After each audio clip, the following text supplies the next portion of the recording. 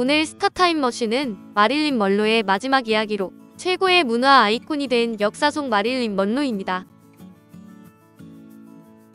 마릴린 먼로의 23편의 영화는 총 2억 달러 이상을 벌어들였고 그녀의 명성은 그녀가 살던 시대의 어떤 다른 연예인의 명성보다도 뛰어났습니다. 어리석고 유혹적인 금발머리라는 초기 이미지는 예민하고 불안한 여성의 비극적인 모습에 자리를 내주었는데 연약함과 감각은 그녀의 죽음과 결합되어 그녀를 미국 문화 아이콘의 지위로 끌어올렸습니다. 1962년 사망하기 전까지 모든 출연작이 2억 달러의 박스오피스 수익을 올렸으며 2019년 기준 인플레이션을 적용하면 20억 달러 이상의 수익이 되어 1950에서 60년대 가장 흥행이 좋은 배우들 중 한 명이었습니다. 영국에서 영화 왕자와 무희를 찍는 과정에서 감독인 로렌스 올리비에의 조수로 일했던 콜린 클라크는 자신과 마릴린이 특별한 관계에 있었다고 주장했습니다. 클라크는 이 경험을 2권의 책으로 써냈는데 한 권은 드라마화되었고 다른 한 권은 2011년 마릴린 먼로와 함께한 일주일이란 이름으로 영화화되었습니다.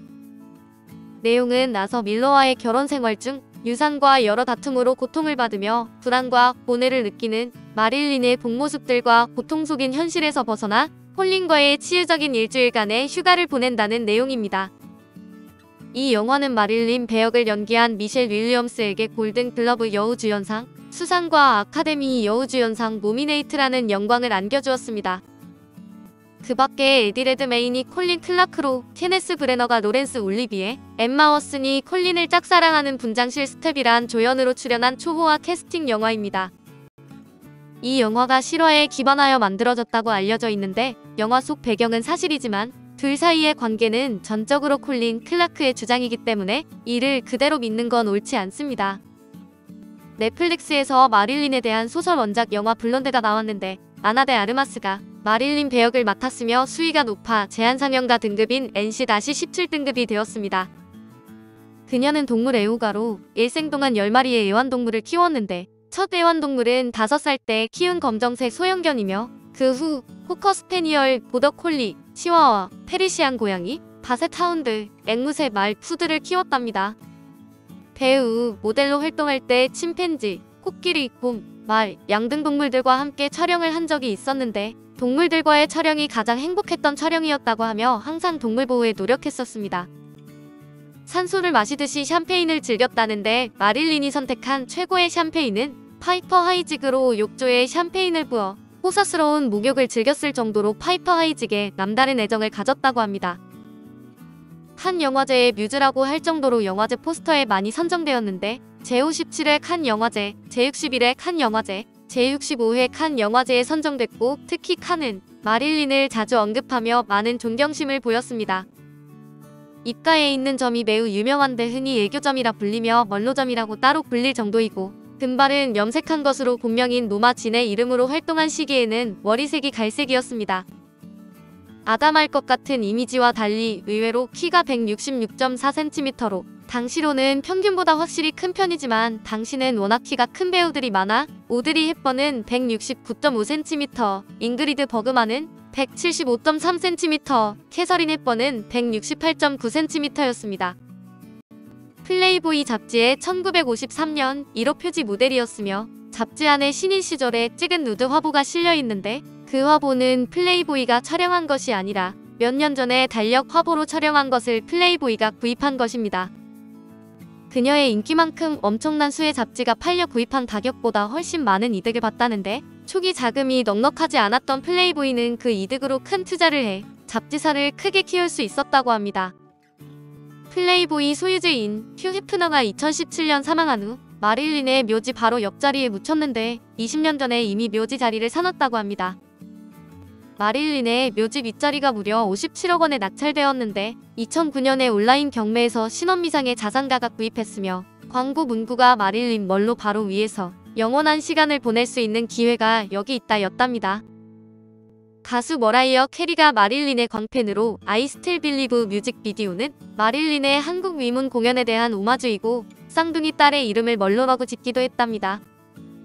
마릴린 관련 물품이 경매에 나올 때마다 비용에 상관없이 구입하라며 에이전트에게 말했다는데 낙찰받은 물품 중 하나가 생전 마릴린의 흰색 그랜드 피아노로 남편이 피아노 위에 옷을 올려놓자 크게 화를 냈다고 합니다. 논란 많았던 플레이보이 모델 안나 니콜 스미스가 컨셉과 롤모델이 마릴린 먼로인 것으로 유명하며 심지어 자신의 어머니가 마릴린이라는 주장까지 했습니다. 2011년 7월 시카고의 버나다에 있는 파이오니어 광장에 마릴린 먼로의 환풍기 씬을 재현한 대형 동상이 설치됐었는데 누구나 자유롭게 만져볼 수 있도록 개방을 해놓았다고 합니다. 그러나 민망한 장면을 연출하는 사람들이 많았고 설치한 지 1년도 되지 않아 속옷 부분에 빨간 페인트를 뿌려놓는 등 민망한 방식으로 동상이 훼손되기 시작해 2012년 5월 7일에 철거되었다고 합니다. 킴 카다시안이 2022 맷갈라에서 1962년 존 F 케네디 생일 파티 때 입었던 마릴린의 누드색 드레스를 착용했는데 오마주 모조품도 아니고 실제 입었던 드레스로 마릴린 이후 두 번째 착용한 인물이 되었습니다. 메건 폭스가 18살 때 마릴린의 큰 초상화를 자신의 오른쪽 팔에 타투로 새긴 걸로 유명한데 청소년기엔 마릴린의 노래를 들을 때마다 울었다고 인터뷰에서 밝히기도 했었습니다. 그러나 2011년 갑자기 해당 타투의 재거수를 받았는데 이유로는 그녀처럼 비극적인 삶을 살게 될까 두려워 타투를 제거했다고 합니다. 배우 리브 타일러가 마릴린의 팬이라 그녀 관련 사진, 잡지, 문서들을 수집하는 취미가 있으며 유튜브에 마릴린의 팬이 주기적으로 올리는 영상 아카이브가 있는데 다양하고 희귀한 영상들이 많이 있답니다. 패션의 완성은 얼굴이며 얼굴과 몸매가 좋은 사람은 쓰레기 봉투 같은 걸 입어도 어울린다는 말이 실제로 그녀는 감자 포대를 잘라서 만든 원피스를 입은 화보가 있습니다. 못 믿겠지만 대공황 시기에 실제로 있던 스타일로 옷을 사거나 옷감을 사서 옷을 만들 수 없어 포대를 잘라서 옷을 만들었다고 합니다. 스티븐 호킹이 마릴린의 팬인 것으로 유명한데 호킹의 연구실 중앙에 그녀의 매우 큰 사진이 붙여져 있었으며 과거로 여행을 떠날 수 있다면 전성기 시절 마릴린 먼로와 갈릴레오 갈릴레이를 만나고 싶다고 말하기도 했습니다. 취미 중 하나로 자신이 출연한 영화를 극장에 가서 관객들과 보곤했는데 스크린에 비치는 저렇게 빛나는 사람이 자신이라는 게 너무 좋다고 말했답니다. 과거 신인 시절 잠시 교제했던 인물 중엔 명감독이자 배우인 오슨 웰스도 있었는데 오슨은 그녀를 제작사 거물들에게 소개시켜주고 인맥을 쌓을 수 있게 도움을 주었지만 커리어에 큰 이득은 없었습니다. 마릴린 하면 다들 레드 립스틱을 떠올리지만 실제로는 오렌지색 립스틱을 주로 썼다는데 당시 기술적 한계로 빨간 립스틱은 젓갈색으로 보이고 오렌지색 립스틱이 화면에서 빨갛게 보였기 때문이라고 합니다. 조 디마지오와 신혼여행으로 일본을 갔을 때 국빈급 대우를 받으면서 일본의 문화부 장관 및 여러 정치인들을 만났는데 히로히토 천황 부부에게 다이아몬드가 박힌 진주 목걸이를 선물 받기도 했습니다. 알베르트 아인슈타인과 엮이기도 했었는데 지인과의 대화 중에 성관계를 같이 하고 싶은 남성으로 마릴린은 아인슈타인을 원했다고 합니다. 실제로 마릴린은 지적이고 아버지같이 성숙하고 든든한 남성을 매우 좋아했는데 아인슈타인과 마릴린 서로의 관계에 대해선 여러 말들이 있긴 하지만 정확히 사실로 밝혀지지는 않았습니다. 유색인종에게 친절했던 마릴린은 특히 미국에서 많은 차별과 억압을 받던 흑인들에게 매우 호의적이었는데 스타가 된 후에도 여러 흑인 지인들과 공개적으로 어울렸습니다. 제주 가수인 엘라 피츠제럴드가 흑인이라는 이유로 여러 클럽의 공연을 거부당하자 마릴린은 유명 클럽의 사장에게 엘라를 소개해 주었는데 끝까지 거부하자 엘라가 노래를 부르면 밤마다 클럽에 갈 것이라고 했답니다. 숨소리에 잠긴 듯한 저음의 목소리가 굉장히 유명한데 마릴린의 섹스 심볼 위치에 목소리의 영향도 포함되어 있어 미국인들이 가장 좋아하는 여자의 목소리는 마릴린 먼로처럼 숨소리가 포함된 목소리라고 합니다. 마릴린의 대중문화적 아이코닉. 마릴린 먼로는 이름 자체가 브랜드라서 상표로 많이 사용되는데 2020년 기준으로 마릴린 먼로의 이름과 이미지는 샤넬, 돌체 앤 가바나, 베어브릭, 레고 등 100개 이상의 글로벌 브랜드에서 사용되고 있습니다. 영국의 여론조사 기관인 유고브가 조사한 인지도 순위에서 모든 국가에서 고전 배우 중 인지도 순위 1위에 선정되었습니다. 핫핑크룩. 마릴린 먼로의 핫핑크 드레스는 스크린 사상 가장 아이코닉한 페르소나 중 하나로 특유의 불멸성을 만드는 재능과 감각이 돋보입니다. 영화 신사는 금발을 좋아해의 뮤지컬 넘버 중 하나로 매우 화려한 미장센이 특징인데 뛰어난 의상 디자이너인 윌리엄 트라빌라가 마릴린의 신체를 잘 파악해 드레스를 디자인했습니다. 드레스 룩이 올 핫핑크인 게 포인트인데 드레스 코드를 다이아몬드로 맞췄기 때문에 다이아몬드를 돋보이게 하는 단색의 강한 색감 패턴을 사용했습니다. 이것이 마릴린의 밝은 금발의 색과 대비를 이루면서 더 화려한 미장센들을 만들어내는데 70년이 지난 현재도 여러 형태와 세대들에게 영감을 주며 수많은 오마주와 패러디를 낳았습니다. 화이트 드레스. 화이트 드레스와 바람에 날린 스커트의 이미지는 마릴린의 대중적인 이미지인데 할리우드를 대표하는 상징이며 대중문화의 상징으로 세대가 바뀌어도 같은 이미지로 기억되고 있습니다. 이 흰색의 칵테일 드레스는 패션계에 큰 영향을 끼쳤는데 1950년대 당시의 드레스는 안전하게 코르셋으로 고정한 치마 때문에 바람에 날릴 수 없는 디자인이었습니다. 또한 단아함을 강조하는 드레스들이라 마릴린의 화이트 드레스는 매우 파격적이고 과감한 디자인으로 평가받았으며 영향도 컸습니다. 영화 7년 만에 외출이 개봉된 1955년 후에 기존 드레스 형식에서 벗어난 과감한 디자인 룩이 유행을 타는데 보그는 대중문화 사상 가장 유명한 의상 중 하나로 선정한 바 있습니다. 뉴욕 맨하튼의 지하철역에서 바람에 치마가 날리는 유명한 장면은 촬영 현장에 구경 왔던 당시 남편인 조 디마지오가 정말 싫어했다고 합니다. 이 장면은 몇 달 후 둘 사이에 이혼에 끼친 결정적인 원인 중 하나가 되었는데 수많은 미디어의 언급과 오마주, 패러디가 이루어졌고 여러 나라의 동상까지 세워지는 등 역사적인 아이콘이 되었습니다. 샤넬 넘버 5.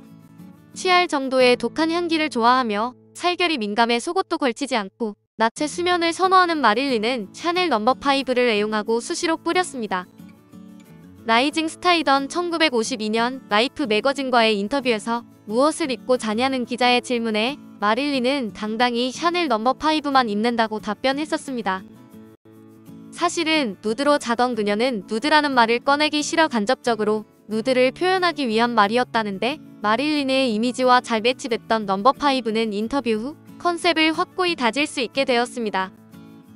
인지도와 매출 또한 전보다 훨씬 높은 수치로 올랐으며 마릴린의 향수라는 이미지로 승려로서의 상징이자 매혹의 향이 된 샤넬 넘버 5는 또 하나의 아이콘이 되었습니다. 앤디 워홀. 마릴린은 대중문화적 아이코닉은 미술 분야로 더욱 확고해졌는데 화가 앤디 워홀은 미술의 팝컬처를 결합시켜 팝아트를 만든 후 미술의 패러다임을 바꾸었습니다.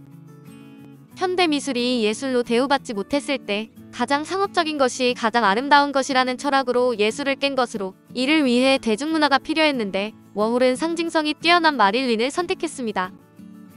1962년 8월 마릴린이 사망한 후 단 3주 만에 그녀와 관련된 첫 작품을 완성하는 데 사용된 이미지는 영화 나이아가라의 스틸컷으로 흑백 사진이었지만 컬러를 입혔습니다.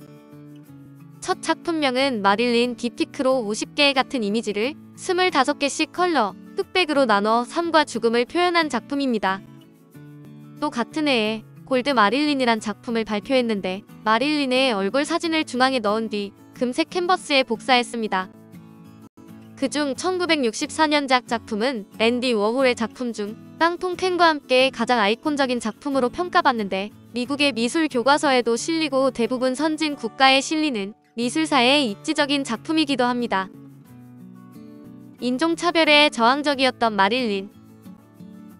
금발 백치미 컨셉으로 유명하지만 실제로는 매우 똑똑했는데 대중들이 원하는 모습을 정확히 알고 행동하는 법들을 계산해 일부러 모든 공적인 자리에서 백치미 연기를 했을 정도로 똑똑했다고 합니다. 게다가 위탁 부모들 중 한 가정이 흑인 지역을 출입하는 집배원이라 자연스럽게 흑인들과 어울렸던 마릴린은 영화계 데뷔 후에도 흑인 아이들과 한 컵에 담긴 아이스크림을 나눠 먹는 모습을 보여주었습니다. 또한 양부모에게 성추행당한 과거를 공식적으로 고백하고 할리우드의 남성 제작자들과 감독들의 괴롭힘에 대해 큰 비판을 하고 여성 배우 최초로 독립적인 프로덕션을 설립했을 정도로 진보적이었습니다. 백치미 컨셉에서 벗어난 연기를 하고 싶어 했고 할리우드의 상품이 아닌 배우가 되길 원했으며 생전에 아카데미 시상식에서 상을 간절히 받고 싶어 했지만 아카데미는 마릴린을 진지하게 봐주지 않았습니다. 또 그녀가 똑똑하지 않다고 믿고 싶었던 기자들은 마릴린이 도스토옙스키의 죄와 벌의 역할을 맡아보고 싶다고 말하자 도스토옙스키의 스펠링은 아냐고 질문을 했답니다. 제임스 조이스의 율리시스를 읽고 있는 모습이 찍힌 사진이 있어 한 영문과 교수가 기자에게 진짜냐고 문의한 결과 사실이었다고 하는데, 이 책을 완독하는 것만으로도 그녀의 집념과 교양은 대단하다고 할 수 있을 것입니다.